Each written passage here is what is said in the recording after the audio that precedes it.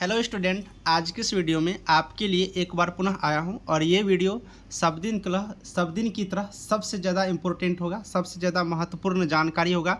इसलिए इस वीडियो को देखते ही सबके पास तक शेयर करना, ठीक है।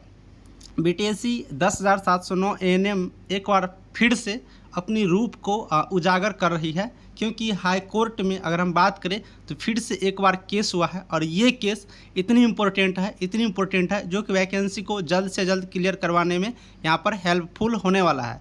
अब तक जो फैसला आएगा, जो अब कब तक फैसला आएगा, वो भी थोड़ा सा इस केस के माध्यम से आपको सब कुछ सामने दिखने को मिलेगा। पूरी जानकारी आपको इसी वीडियो में मिलने वाला है, तो विलंब क्यों करेंगे, डायरेक्ट हम वीडियो को आगे करते हैं। मैं आपको ये दिखा देता हूँ, ये आपको यहाँ पर देख पाएंगे।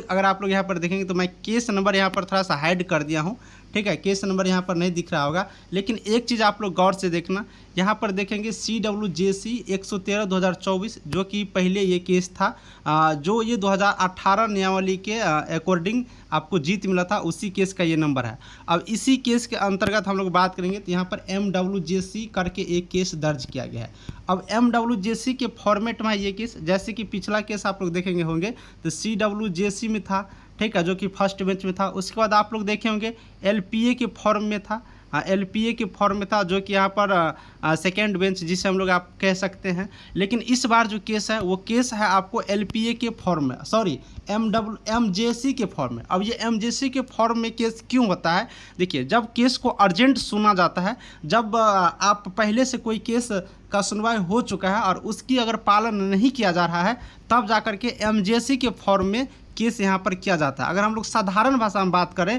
तो अगर BTSC के लिए केस जारी हो चुका है कि 2018 नियमावली को आप अकॉर्डिंग आप नियमावली को लागू करिए, और उसे लागू करने में अगर कोई परेशानी नहीं कर रही है, तो आप कोर्ट से पुनः MJC के फॉर्म में आप केस करके ये आप चीज़ पूछ सकते हैं। तो इसी को लेकर के आप लोग देख पाएंगे पेटिशनर जो कि सपना कुमारी है, अपना MJC के फॉर्म में एक बार पुनः हाईकोर्ट से गुहार लगाए हैं।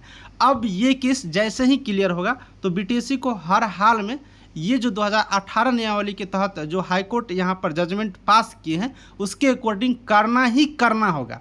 तो ये चीज़ हो गया। अब इसमें जो कुछ बातें हैं, 9 मई को ये फाइल हुआ है, रजिस्ट्रेशन जो डेट है वो 10 मई को है, ठीक है। बाकी चीज़ आप लोग रिस्पोंडेंट बिहार सरकार, यहाँ पर रिस्पोंडेंट एडवोकेट स्टैंडिंग काउंसिल 18 यहाँ पर देख पाएंगे, पेटिशनर शंभू शरण सिंह है, ये सारी चीज़ है। तो ये एक अहम केस यहाँ पर इम्पोर्टेंट है, जो कि 2018 नियमावली के अकॉर्डिंग आप लोग को आगे की प्रक्रिया जल्द ही करवाएंगे। बाकी इसमें सुनवाई वगैरह की बात करेंगे तो यहाँ पर 15 मई को यहाँ पर अगर एक हियरिंग की बात करेंगे तो इसमें रिसिप्ट बस यहाँ पर डॉक्यूमेंट रिसिप्ट प्राप्त हुआ है, ठीक है। बाकी अब जो नेक्स्ट हियरिंग का जो डेट आएगा मैं आपको आगे वाले वीडियो में बताऊंगा। लेकिन बहुत सारे बच्चे अब इसको देख करके परेशान हो जाएंगे, लेकिन परेशान नहीं होना है। प्रक्रिया सिस्टमेटिक तरीके से चल रही है, तो हर चीज़ को देखना ही होगा और उस तरीके से चलना ही होगा। अब जैसे ये केस की कोई मामला आती है, या फिर इससे पहले अगर सुप्रीम कोर्ट कोई जजमेंट देती है, तो सुप्रीम कोर्ट जजमेंट दे देती है इस केस से पहले, तो बहुत और बढ़िया होगा कि ऊपर से ही आदेश आ जाएंगे। अगर उससे पहले ये केस भी यहाँ पर क्लियर होता है, तो इस केस के वैल्यूएबल ही BTSC को करना होगा।